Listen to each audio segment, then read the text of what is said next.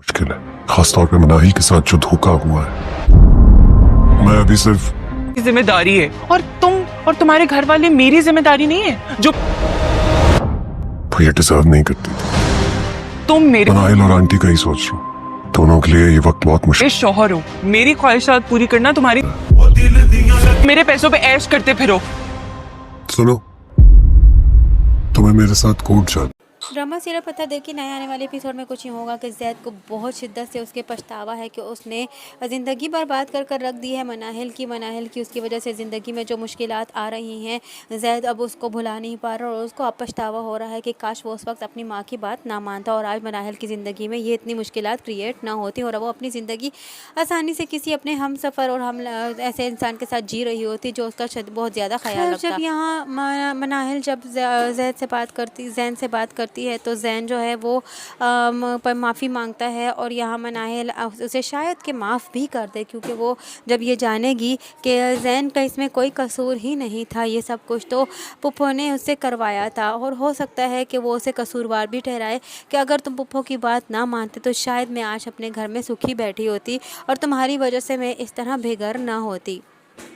यहाँ जैन की अब वलीद से बातचीत हो रही है और वलीद इतना समझ गया है कि जैन एक अच्छा इंसान है और उसे अपनी गलती का पछतावा भी है और उसके दोस्त ने भी उसके साथ धोखा किया है। अब वलीद और जैन की आपस में बातचीत होती रहती है। यहाँ जैन जो है वलीद को कॉल करके कहता है कि मनाहिल ने मुझे इस तरह बोला कि तुम्हारी वजह से मैं बेघर हो चुकी हूँ और वो मुझे माफ़ नहीं कर रही। वलीद उसे कहता है कि थोड़ा वक्त लगेगा, उसे थोड़ा वक्त दो मनाहिल को क्योंकि उसके साथ जो हुआ वो ये सब कुछ डिज़र्व नहीं करती थी।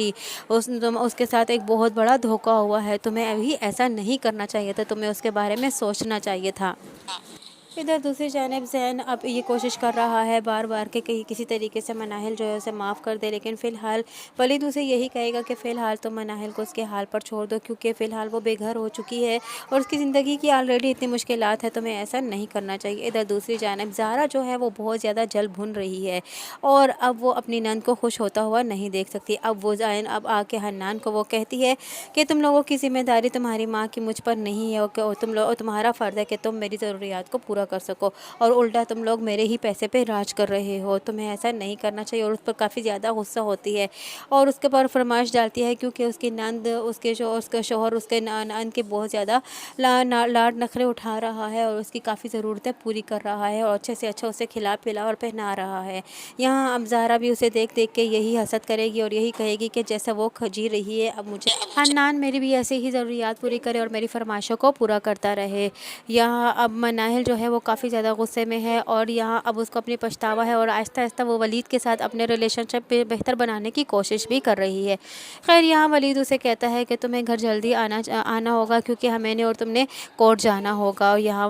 मनाहिल जो है वो हैरान होती है और उससे पूछती है कि हमें किस वजह से जाना है। खैर इस मरतबा उसके लहजे में तलखी नहीं होती जैसा कि वो हर मरतबा वलीद से बात करती आती है। अब वो उसके ज़हन में अब उसके लहजे में नरमी होगी और हो सकता है कि यूँ ही कोर्ट के चक्कर लगाते लगाते मनाहिल आखिरकार बातों में अपने पछतावे का इजहार कर दे और यूं वलीद को अपनाने के लिए मान जाए और वलीद का प्रपोज़ल एक्सेप्ट कर ले क्योंकि उसके पास इस प्रपोज़ल को एक्सेप्ट करने के अलावा कोई दूसरा रास्ता भी नहीं है क्योंकि वो बिल्कुल अकेली रह चुकी है। इधर दूसरी जानिब हन्नान जो है वो ज़ारा को लेकर घूमता फिरता है और वहीं पर फिर से एक मरतबा हन्नान को शिबा जो है वो ज़ारा के साथ देख लेती है और काफ़ी ज़्यादा परेशान हो जाती है। आहिस्ता आहिस्ता शिबा इस बात को समझ ही जाएगी और उस पर यह पोल खुल ही जाएगा कि यहाँ उसने हन्नान जो है वो शादी कर चुका है ज़ारा से और हो सकता है कि आने वाली एपिसोड में ज़ारा और शिबा का आमना सामना हो जाए और शिबा इसी तरह हन्नान पर चिल्लाए तो यहाँ ज़ारा उसके साथ बदतमीज़ी करेगी और उसे यही कहेगी तुम कौन होती हो हन्नान से इस तरह बात करने वाली क्योंकि ये मेरा शौहर है। तो हो सकता है वहीं पर शिबा को पता चल जाए कि हन्नान तो शादी कर चुका है। अब तभी जाकर पता चलेगा उस शिबा को कि हन्नान एक धोखेबाज इंसान है, उसने सिर्फ और सिर्फ अपने रिलेशनशिप इसके साथ बनाया हुआ था ताकि वो इससे दौलत हथिया सके और उससे पैसे लेकर उसी के पैसे पर राज रंग कर सके और साथ ही साथ वो ज़ारा को भी उसी के पैसे से राज करवा रहा है। हन्नान जो है वो बहुत ही ज़्यादा धोखेबाज इंसान है, वो ना सिर्फ शिबा को धोखा दे रहा है बल्कि ज़ारा को भी धोखा दे रहा है। हन्नान आने वाली एपिसोड में तो ज़ारा और शिबा दोनों से ही मार खाने वाला है, बहुत ही बड़े केस में वो फंसने वाला है क्योंकि ज़ारा भी तो इतनी अच्छी नहीं है कि वो हन्नान को इसी तरह जाने देगी। वो आगे जाकर खुद तो बेघर हो जाएगी लेकिन वो हन्नान को भी नहीं छोड़ेगी। आने वाली नई एपिसोड को जानने के लिए जुड़े रहिए अनाया रिव्यू के साथ। वीडियो पसंद आई हो तो वीडियो को लाइक करना और चैनल को सब्सक्राइब करना हरगिज़ ना भूलिएगा। और साथ ही साथ हमारे बेल आइकन को भी प्रेस करना हरगिज़ ना भूलिएगा, ताकि हमारा नया आने वाला नोटिफिकेशन आप तक बआसानी पहुंच सके।